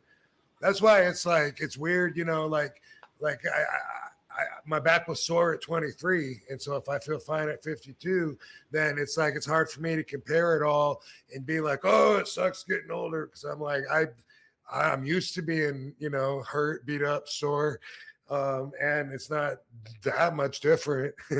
So, you know, if you can think of it that way, that's kind of more where I'm at with the aging thing. But yeah, I mean, you know, and I still do sometimes and land on the back of my neck like that. But Chris Jericho used to like doing that, you know, picking me up for a German suplex and releasing me and throwing me a little bit and land on the back of my head. But the power bombs, it's like, even if I'm flexible enough to do it, sometimes the impact would just be bam. I'd be like, that's right. You can't hurt me. I'm fine. I'm fine. Yeah. Sometimes. All right. So then he did one of the ropes, but I'm trying to figure out. So basically, you guys eliminate Mark Henry. The Dudleys give him a 3D, and RVD gives him a frog splash, and everybody piled on top of him at 10 minutes and 3 seconds. But then you were the next out. Jericho eliminated you, shoved you off the... He helped eliminate you. Shoved you off the top of the rope, and Orton gave you an RKO at 12 minutes and 6 seconds. And then your team ultimately lost, Rob. Steve Austin had to leave WWE. You failed him, so he had to leave. And this match got, but like I said, this match got a really, really good rating of 4.5 stars. Do you like the Survivor Series kind of matches, types of matches and stuff like that? The elimination kind of thing? Is that intriguing to you as a fan? And how about it as a wrestler? Yeah, I think so. You know, as a fan, I used to love to get together on Thanksgiving to watch the Survivor Series, especially, you know, the first several when they came out. That was a big deal because we'd have to go to somebody's house that had cable vision, which wasn't everywhere. And that was always like, you know, a big tradition. So I understand now it's still a tradition for other people. And I guess as far as wrestling in it, I think I liked it. You know, I think it's like It's cool that, you know, you're on a team Mm-hmm. with some interesting teammates. You know, it's like a bond that you may not otherwise have with certain individuals. And then it's, you know, everyone's going to get their time to shine and be showcased. And then overall, you know, it doesn't seem like it's going to be nearly as much work as a singles match would be, where it's all on you. Yeah, I as a fan too, like I like the intrigue of people being eliminated and like, oh man, who's going to survive? Who's going to be? Is there going to be a lone survivor? So there's that added intrigue to it too. I thought it was pretty. So the difference with some insight from someone that's been in the business for 150 years, the difference between this and say like a Royal Rumble match, which also eliminates people, is that, like I just said, in a Survivor Series match, you get eliminated one by one, but you're in there, you do your thing, and then what? You're on the apron while someone else is in there. But like in a battle royal or Royal Rumble, it's like the whole time you're working, and if you're like me, you imagine people are watching you the entire time that you're in there. So it doesn't matter, as people are getting eliminated one by one or whatever, you got to go find a leg and try and tug on it, try and get that leg up, you know, over the top rope, and then give up and poke them in the eyes and walk over to somebody else and do it. So I don't enjoy those kind of matches, and I never have the Battle Royals. Although I do remember winning one with Mark Henry, and I thought maybe you're going to get to that. It might have been around this time. I just remember Mark running at me and me like backing up and like pulling the rope down and him going over. And it was just like, whoa, they must be behind me. I just won a Battle Royal. Like, wow, what I thought that they hated me. What's going on? That's pretty good. That's pretty sweet. Yeah, no, I'll have to look that one up, but I'm sure that's around this time then too. Yeah, I'll have to dive into that. Also in that match, Battle Royal, Titus. Yeah, O'Neil. Titus O'Neil. Do you remember he used to have this move, which they stopped maybe this night? They might have stopped it this night. But he used to have this move where he would pick somebody up like he's holding them like a I don't know, like a crossbody. But yeah, somehow he would do something where he's got your arm twisted around, and like he would give you like a front slam. He would pull your arm like a yo-yo, and you would like roll and spin down and then land. Bam, all fucked up. And he did that to me that match, and it hurt so bad, bruised one of my ribs. And I know he got heat for it afterwards. He got heat from Vince. And I had to go. I can't remember why. I think he asked, if I remember right, I think he asked me to go talk to Vince and tell him that I was okay, or that I said he could do it or whatever, because Vince was hot because he hurt me, and they had plans with me. They were, you know, I was the guy, and they were doing this leading into something, and then he just fucking hurt me. I was just like, oh, my shoulder. Maybe it was my shoulder. My shoulder. Yeah, it was definitely my shoulder. I was going to say my shoulder and my wrist, but I remember now. And it was because, and then bam, land on my side, on my shoulder like this, bam. And I think they had him quit doing that after that. Holy shit. Yeah, I know he had some different moves in his move set that was like, he had like one, yeah, like he held you like almost like a fall away slam, and he'd like spin you or something like that. I kind of remember too. So there's a lot of moves I see now, like if I see AEW or whatever, and it's like a lot of times, you know, I'm like, wow, that's really creative, you know, that awesome. Sometimes I'm even like, I wish I would have thought of that. And then other times I'm like, there's a reason no one's done that move before. Right. You know, that's dangerous as fuck and takes like way too much to be able to throw that in a match, you know, without you know, growing up with the guy you're doing it with. But anyway, that's there's both to that, you know what I mean? But a lot of moves look really dangerous that people do nowadays that just, you know, a few years ago people would be like, fuck no, I'm not taking that. You know what I mean? I remember one time in South Atlantic, this would have been the year that I moved down to Florida, which was YouTube Chris. No, this would have been in 90. Oh, Yeah. pretty very early then. Wait, 89, 90. No, I'm fuck, 90. Oh, I guess it was 91. Yeah, it was super early. So 91. And then I moved down to Florida. And then like in 92, I'm still going back up to I'm driving from Florida up to the Carolinas for South Atlantic Pro wrestling for Greg Price. He's still booking me up there. They got TV, and I'm driving back and forth. And one night I was supposed to wrestle a guy up there, Sammy something. And anyway, before the match, I was telling him like some of the things that I wanted to do. And then a little while later, I couldn't find him. He left. He was gone. He just grabbed his bags and left and said, fuck this. Oh, No, not Sammy. I wrestled Sammy. It was the guy before. Yeah, the guy left. And then anyway, yeah. And specifically, it was going to be like a sunset flip power bomb to the floor, you know? uh-huh. That was the deal breaker. Like, I'm not having that. No, nowadays the style is so much different, though, and that's what I was saying about that. What I think about the Road Warrior match.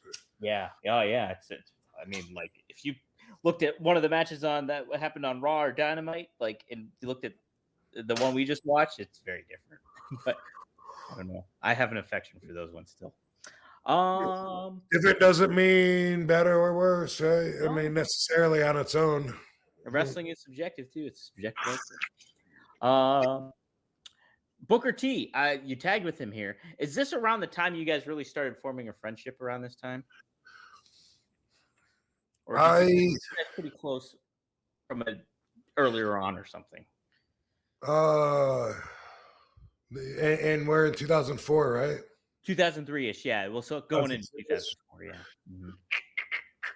Probably so, because I used to ride with Mike Awesome and Sean Stasiak, and then Mike Awesome was gone for a while for whatever reason, and then Sean and I ended up together, and then I don't know if Sean got let go or whatever, but then I was riding then with Booker T and Nick Patrick, referee. Oh, Nick's great. Yeah, we all like to smoke, so that was one thing. I heard the story of Nick. Road Dogg was telling a story of how the one time there's an oncoming car their way, and Nick was driving, and Nick was rolling a joint at the same time. And as this car was coming in, he casually just moved out of the way, and still rolled the joint with one hand and got it all completely. And Road Dogg's mind was like blown how he was able to keep calm, like avoid the potential car accident, and still roll the joint. Yeah, I think about like, and this seems so early, but I would have been 32 in 2003. You know, I was a baby, but man, I was so stupid when I think about just my sense of my own awareness and position in life. Yeah. Just you don't have it yet, or I didn't have it yet. But anyway, I remember when Nick's driving and I had a bag of weed that was a little bit moist. And so I got the bag sitting up on the dash in the sun while he's driving. Uh-huh. Books in the back. And Nick's like, Rob, is there like maybe this is illegal at the time? You know, you got to remember that this is back when it was illegal. And Nick is like, Rob, is there somewhere else maybe that you want to put that, you know, besides right on the dash? And I remember, and I wasn't even joking, you know, like I didn't get it. I was like, no, dude, that's the perfect spot right there. The way the sun is baking it right now, probably give it like 15, 20 minutes. That thing will be, you know, we'll be breaking off buds. And he was like, you can't put it somewhere else. I'm like, dude, trust me, that's the best spot. I totally didn't even get it. Looking back at it, you know, he was probably thinking that I was just being rude and refusing, you know, being like, fuck no, you're driving. We're putting pot up in the window and you're getting busted, you know, but I didn't mean it like that. I was just stupid.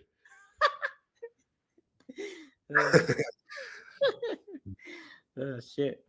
Well, okay. So following real quick after that, after Survivor Series, you had a match with Ric Flair the next night on Raw. It was Intercontinental title defense. You were banned from using the 5-star frog splash in the match. You could not use it. Randy Orton was on commentary. I bet Rick got that banned because he always says I'm like about the stiffest guy he's ever been in the ring with, and I don't he want never fails to tell me that every time I see him. I don't want to take that. But I got to watch this match. I actually have the clip if you want to check it out real quick. It's only 3 minutes, but Okay. we did. It's a good one, Rob. It's pretty neat to see you and Flair tie it up. Do you know where it is? That's a good question. I am not sure where it is. I can maybe look it up.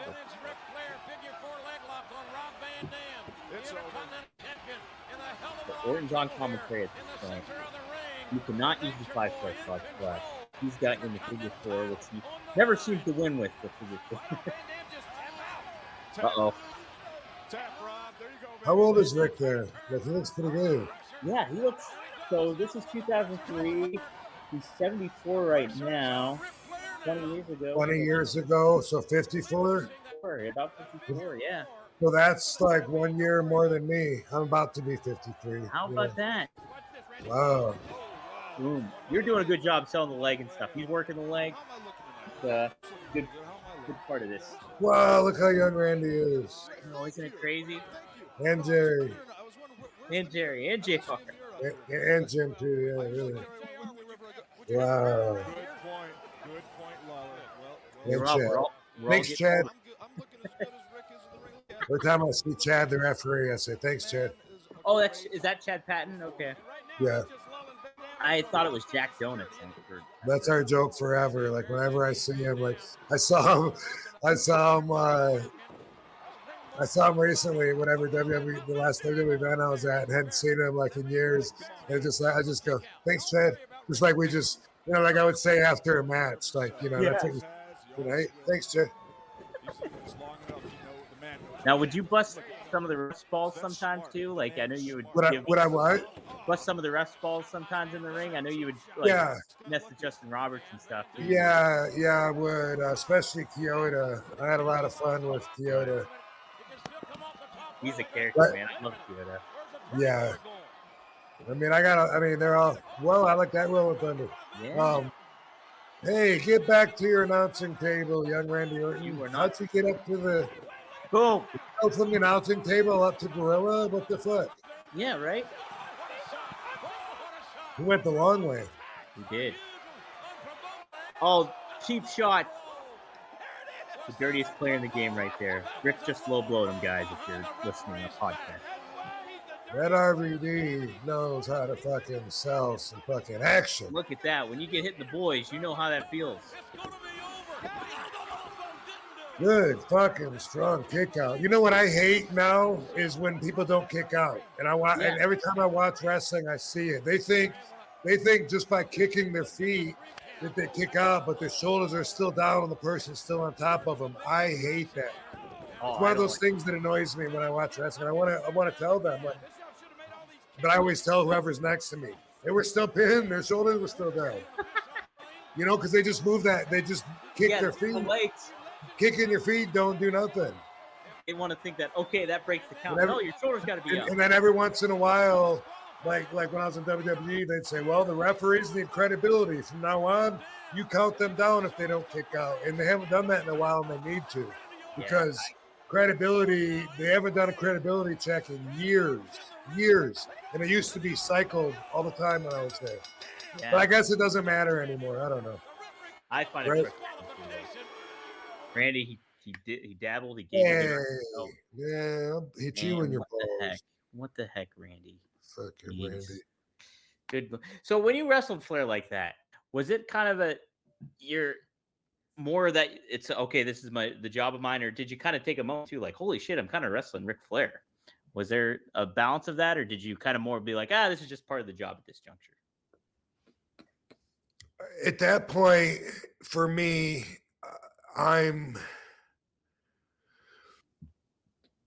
just trying to get the job done. Mm-hmm. And this is going to sound disrespectful, but at the time, he was not one of my choice opponents. Okay. Yeah. Just because it just didn't line up with your style kind of thing. Yeah, that. Yeah, I mean, and yeah. That makes sense. I but I'm glad you looking back at it. I'm glad we got footage of RVD wrestling with Flair, and I liked what I just saw. Fucking both them dudes looked good. So I'm, and I like them now too. But even when I was there, even like I don't know, everyone treated him like. I don't know. I really can't to go back into that state of mind. I feel like I'd be like rehashing, talking shit. But because I keep it real and I'm on my podcast, I don't mean any shit talking by this. But back then, at that time, when I was in the competitive mindset and had the ego that I had, I felt that a lot of the boys kissed his ass, laughed, because he would wear his robe at the bar, maybe with not much underneath. And I just thought I would roll my eyes at that. It wasn't entertaining to me. He wasn't my hero growing up. Hulk Hogan was, because we only got WWF. When people in the South, Ric Flair was their Hulk Hogan. That's how I always thought it. And just even the backstage, like I had, I kind of there's a story that I won't get into, but let's just say I thought he was a stooge at one point, and that he stooged on me for smoking. Mr. Ric Flair that now has his own marijuana brand. Ooh, woo, woo. And so my feelings were among that, and then having the mismatch of style where I'm in there with someone that's going to want to just chop me and me fall, as opposed to, what wrestling was for me. But again, bigger picture, we're all fucking fucked up characters, and it looked like a good match, and I'm sure it probably was, but that's what it was like for me. It wasn't like, whoa, I'm in here with the Nature Boy, one of the original OG champions. This guy's been, I never really got into that mindset. I don't think, maybe I did with Hulk Hogan a little bit. I don't know. But overall, like when YouTube Chris, whenever he asks me stuff about this kind of recognition, I always fail. Like he'll say, like one time he said, do you realize like you were a fan at WrestleMania 3 in the crowd watching it as a kid, and then at WrestleMania 18 you had one of the best matches on the card, you became the Intercontinental Champion, and did you ever think when you were a kid watching it? And I'm like, I never made that connection before. He gets me with that stuff all the time. Yeah. And I think it's just the mindset that you get into changes your whole perspective. Of course, how can it not?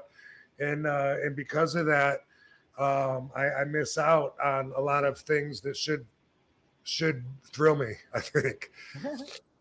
No, and it's like when you have that competitive mindset too, that adds another element of it. Like, hey, you're looking to be the best at it, and these are like some of the people that you're working with, but also like competing against, to try to get a good spot and everything like that. So there's that added element to it too. I think that's pretty interesting.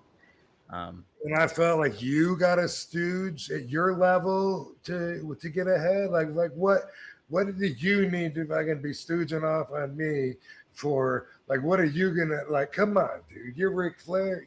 Come on. That's how I felt. Yeah, it's pretty wild. Like from a fan perspective too, looking at it, it's like, damn, okay, so in 2003 RVD beat Ric Flair and he beat the Road Warriors, so it's like, it's kind of wild. I mean, Ric Flair and who? And the Road Warriors. Oh, that is crazy, huh? Pretty wild to kind of think about. So cool. Well, that's I think that's basically all I got, Rob. Yeah, 2003 overall, it seemed like it's a very wild time, I think, for wrestling because they're losing stars like Steve Austin, The Rock. You're still there as a mainstay. Kurt Angle's still there. John Cena's on the rise.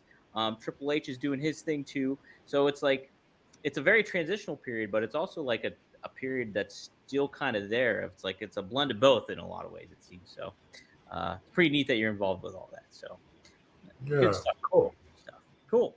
All right. Hey, it is time to wrap it up, Rob. Do you want to have an RVDology for us this week? Yeah, yeah.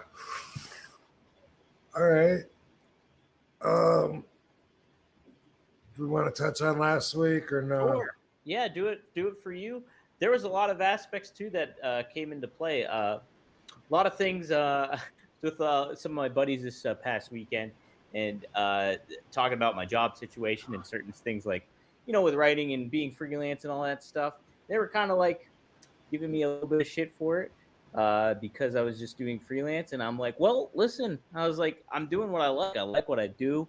I'm making a living off of it, and I'm not necessarily worrying about other aspects that other people would worry about, like having like not paying out of pocket for health insurance or stuff like that. It's just like you give and you take with certain things, and I like what I'm doing with my job, so I'm doing this stuff for me. So it certainly came to that aspect of things, and then just putting the ball in my own court of like, hey, taking advantage and trying to keep the hustle of doing what I'm doing too. I think and making that a factor is like, hey, investing in myself to kind of make things better. So that's where I definitely pulled from this week, Rob. Nice, dude. Yeah, I'm glad we did touch upon it because on a personal note, this is one of the many times when I need to eat some of my own medicine, and I'm doing some reprioritizing, and that fucking is definitely something to inspire me is to do it for myself. And yeah, good, dude, good. Here's what I want to talk about tonight. All right. And I think that this will probably largely go unnoticed. Hopefully you'll prove me wrong. But I just want to tell the listeners my recommendation is care about what you say. Your word comes from you, just you. Once you say something, you're the source.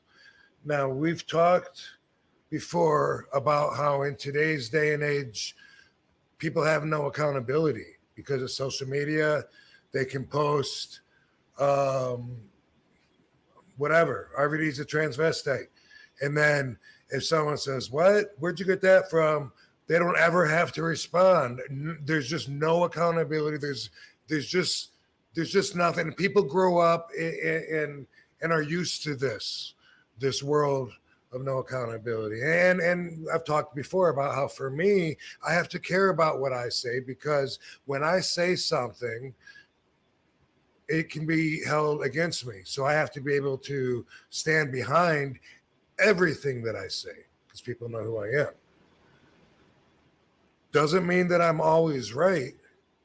But again, that is part of caring about what you say. Being able to admit when you're wrong because you want people to know that wasn't right. That's not the facts. This is the facts. It came from you. You're the source. I've talked about this book called The Four Agreements. One of the agreements is to be impeccable with your word. This is one of the reprogramming exercises that you do as an adult. You make this agreement with yourself that you're going to hold your own word in high regard because everyone is going to associate what you said with you. And you have to keep that in mind. And that's your credibility. That's your integrity. That's your image. And besides, you have a responsibility to put word out there that's not dangerous, that's not bullshit, that's truthful. And maybe not everybody feels the obligation, but let me try and put it to you like this. Katie and I and Dylan, my agent, were all in the car a couple days ago. And Dylan, he's got half a brain, and I take him as that. He said something ridiculous. I don't know what triggered it. He's like, well, he says, I know what you said. Well, you want to do every time you hear Taylor Swift. And it was a weird comment, And what did I say I want to do every time? You said you want to fuck her. and I just like no sold it, because there was nothing to think about it. And Katie's like, you said that? And I just said, oh yeah, that really sounds like something I would say.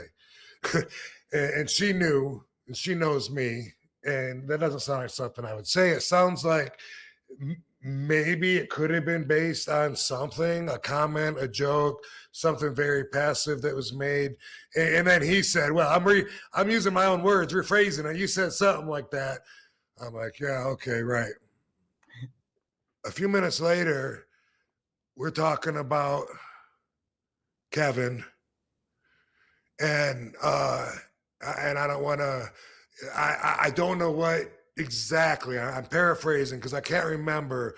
But Dylan is telling me and Katie about something Kevin said about so and so. And in the conversation, Dylan is saying, yeah, according to Kevin, I guess so-and-so, wasn't even that friendly. He was kind of a dick, and so-and-so is just kind of mean to him and this and that. Again, I know, sell it. I let it go by. A little while later, when me and Katie are by ourselves, Katie like shocked me with her gullibility. She says, wow, that sucks that so-and-so is just mean to so-and-so all the time. And I looked at her and I said, do you know that? She said, yeah. I said, you know that's a fact? She said, yeah. I said, how? She said, Dylan told me. Or Dylan said it. I go, and that makes it true? The same guy that said every time I hear Taylor Swift, I say I want to fuck her? Like, you hear him, consider the source. Now you're saying this fact. Now it's coming from you. You're the source. You're saying so-and-so is mean to so-and-so. I heard him say that, and I don't know that it's true. In fact, I wouldn't even give it like a 40% possibility or probability of being true. I sound annoying to myself when I'm speaking like this, and I'm sure it annoys her. Otherwise, she wouldn't be like that, because she hears me say that all the time, because these are my values. But I don't understand how somebody can do that. You're the new source now. Like when you go on and say, yeah, so-and-so is really mean to so-and-so, like their relationship is whatever. You do not know that that's true. Why would you say that? For me, I'm more protective of my word. I care about my word a lot. It doesn't mean I'm always right. In fact, I care so much that if I'm wrong, then I want to say it. And I'm not happy about it. I already said I'm one of the last people that wants to hear or see Rob Van Dam or listen to my own self-talk. But let's say we go back several years. Let's listen to RVD in 2008. Let's hear RVD talk about marriage, right? Here I am talking like I know what I'm doing. Like I got life figured out. And then, boom. I'm talking about, oh, yeah, well, we're great because we're each other's priorities. We don't put anything between each other. Boom, boom, boom. And then, we're gone. We're split up. Now, go back and watch that. Of course, I have to cringe. Look at an asshole. Look at me eating crow. I think that's the expression. Yeah. Eating my foot. so to speak. But because I care about what I say and I care about what people hear from me, I like to bring this up and point out, that I still don't think I was wrong. I think the values that I spoke of back then are the right values to go for. We didn't both have those, and we didn't share those efforts, and really we were a mismatch. For me, a lot of times when I do even these RVDologies and I'm really just trying to help. These are, like I said, my values. I use these to get where I'm at right now. It's possible maybe in a few years I'll be saying, wow, what a dumbass I was. I didn't know what the fuck I was talking about. Maybe, I don't know. I'm 52 and I like my life, and if I can share a different perspective, which I know I have a different perspective. I know I think different than most people. And so I think that's what I have to offer. But what I want to tell you is, even listening to myself, a lot of times I think that I come across pompous. I look at me, I listen to me, and sometimes I think I'm pompous, like someone that feels like they know it all, or like overly confident in what I'm saying. That's annoying. I don't like to hear me come across like that. That's because I care about my word. I care. It's my reputation. I have to care because I'm somebody, but also because I've had so many people tell me that something I've said has affected them in a positive way. Like when I said recently, if you believe in you, I believe in you. I had several people come up and repeat those words and tell me that they really felt that. 2, 3, 4 people tell me that. And it's like, you know what? For me, I got to say that again. I got to make that my catchphrase for a while. I got to keep up with that because I know it works. It motivates people. And you know what? It's true. And I'm happy to inspire people and motivate people if I can. Because why the hell not? Who wants to bring people down? Trolls. We'll talk about that on another episode. But being impeccable with your word doesn't mean that you're perfect, but it does mean that you're accountable for your word. If I said it, bring it up to me, and if I still feel the same, I'll back it up. I'll admit that I said it. If I feel differently now, I'll tell you why I feel differently. Sometimes people will just bring up something so random, I don't even know if I really even said it. They'll say, dude, I don't know if you remember this, but I met you back in 2002, and you stayed after a show. You were talking to me out in the parking lot, and you told me that I should go for it, believe in my dreams, or I should contact this person or whatever to start to get into wrestling, whatever it is.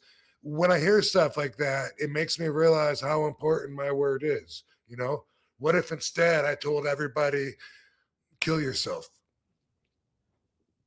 Or, what if I told everybody smoking cigarettes is cool? Smoking cigarettes is healthy. That's what they used to teach you, because the government doesn't care about the integrity of their word. They're trying to sell you something, but that used to be the deal. Cigarettes were healthy. 4 out of 5 doctors recommended Marlboro. My generation of people is still grew up on that and is still learning and trying and accepting the health benefits of cannabis because of that. Because cigarettes told everyone forever that cannabis was toxic and dangerous and poison, and it's drugs. But nicotine is a way worse drug. Anyway, I just want to tell people, care about what you say because it ties back to you. That's a great reason. And plus, don't put bullshit out there. Don't put lies out there, because all you're doing is polluting my universe. And I happen to pride myself on honesty and integrity, and I would advise you to do the same. How about that? Yeah, Rob, I know too. It's like when you factor in stuff like when somebody says something, sometimes I'll subconsciously take it as fact and not even consider that, like, okay, this guy's like not fucking like, look at the context of who he is or what he's saying and stuff like that. Right. Sometimes you just take it and be like, oh yeah, okay, that's what they said, so that's what happened. You don't even think about it. Sometimes it might be a credible source, you know, like maybe you read it in an article in Time magazine, and then you're saying, hey, you know what I learned today? You know, I learned that San Francisco is the most expensive city in the country.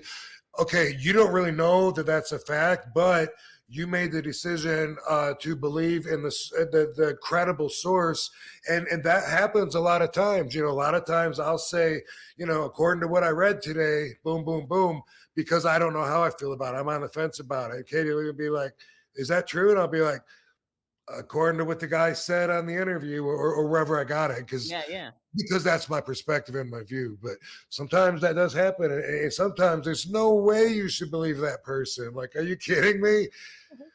Like Dylan. Like Dylan. Don't be like Dylan. Nothing that he says should ever be taken as even a probability, let alone a fact. Don't be a Dylan. Yes. Care about what you say. It is tied to you. You said it. You're the source now to whoever you said it to. So keep that in mind. Yeah.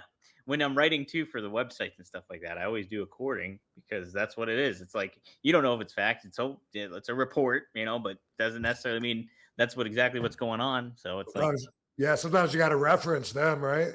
Right. Yeah, exactly. According to the Wrestling Observer, this was said, blah, blah, blah, blah. Doesn't necessarily mean it's true or accurate, whatever, but, you know, got to make sense of all that. So cool. Guys, if you like what you're hearing, go to rvdpod.com. You can get all exclusive clips of Rob and I talking about all different types of topics and stuff like that. And these RVDologies that you hear at the end of the show too get posted up on there. Go to Rumble. I will share that link too in the clips below and all that stuff. And maybe next week we'll go live on my YouTube for a few minutes to warm up before we record the show. And if so, then we need some fan interaction. We need a little bit of fan interaction. So keep your eyes peeled. We'll post on Rob's socials. We'll post on RVD Pod at RVD Pod. But yeah, follow Rob at The Real RVD. Follow me at Dominic D'Angelo. Give us all types of feedback. If you like what you're hearing, rate us on Spotify, rate us on Apple, iTunes, whatever it's called, Apple Podcasts, and give us some good reviews and give us some feedback. Would like to hear what you guys have to say. So we'll do that live thing on Thursday. That's Thanksgiving, so maybe. Oh, fuck. All right. Well, you know what? Fuck it. Shitty idea. Fuck it. We'll do it live. Fuck it. We'll do it live. All right, cool. Whatever. Watch like you said. Watch for it. Watch. Keep your peepers peeled, guys. We'll see you next time here on Be impeccable with your words. Right.